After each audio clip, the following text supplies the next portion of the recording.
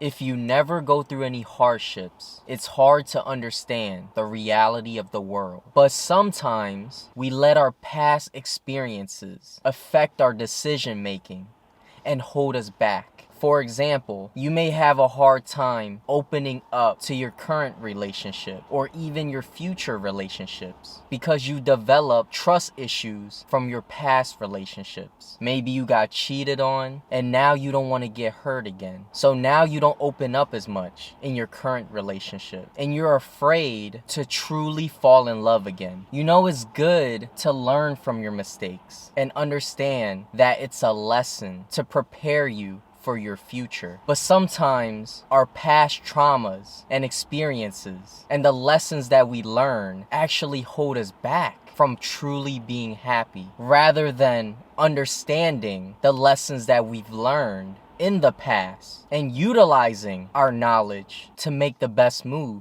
But instead, we don't make the best move. We don't let ourselves be happy. We think about the potential of something going wrong instead of understanding that no matter what you do in life, you can fail, things can go wrong, but it shouldn't stop you from enjoying your life. You learn to look out for red flags. But if you're with someone that makes you happy and you know this is a good relationship and you know they're not like your ex, then you shouldn't hold yourself back from being happy. It's good to look out for red flags. But if you're in a good relationship, it's okay to open up. It's okay to fall in love again. Going through difficulties, they're just part of the lessons that life wants you to learn. But we should know how to use these lessons to better our future, not to hold us back and not let it get to us to the point where all we think is negative thoughts or the potential of failing. Understand that we've gotten smarter and more intelligent because of the difficulties that we've went through in life.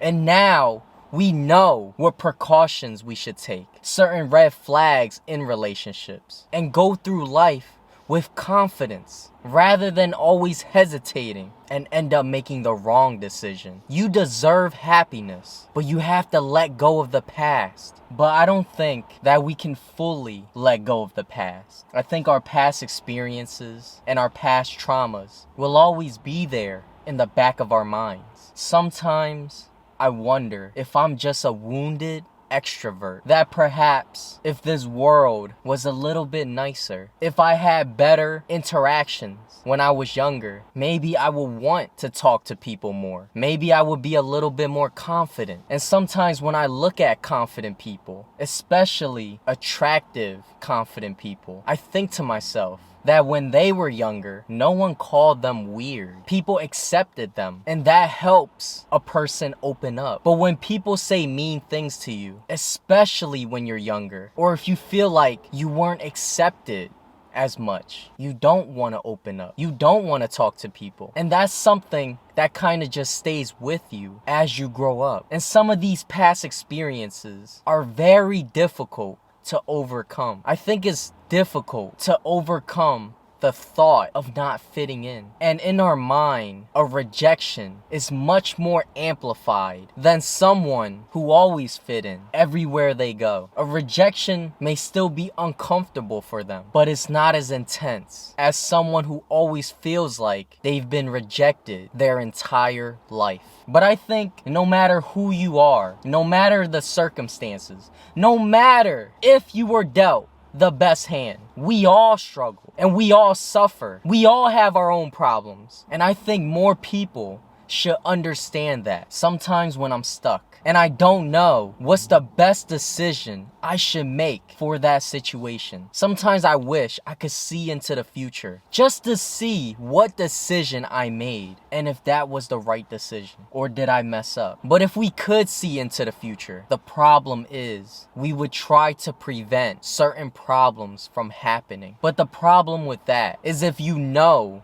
the future and you try to change the future, then the future that you've seen will no longer exist. Instead, you would have created an alternate future, because if you try to prevent one problem, it may cause another problem. Another problem will take its place. So no matter what, you wouldn't be able to escape the problems in your life. I think having problems is just a part of life. And we have to face our problems and face our fears. We shouldn't try to prevent things because what's meant to happen will happen. What I think we should have is awareness and taking precautions and making the best move possible. But we shouldn't hesitate. We should be more confident in ourselves and focus on the present moment. We should not be stuck in our minds all day thinking about the future, something that has not happened yet. As long as you play your cards right, as long as you've tried your best, that's all that matters. I think we shouldn't be so hard on ourselves. We should enjoy life because life is short. Time flies. In life, you're gonna have problems. And those are the days where you may be stressed out, where you may not be as happy. But you should not spend your happy days thinking about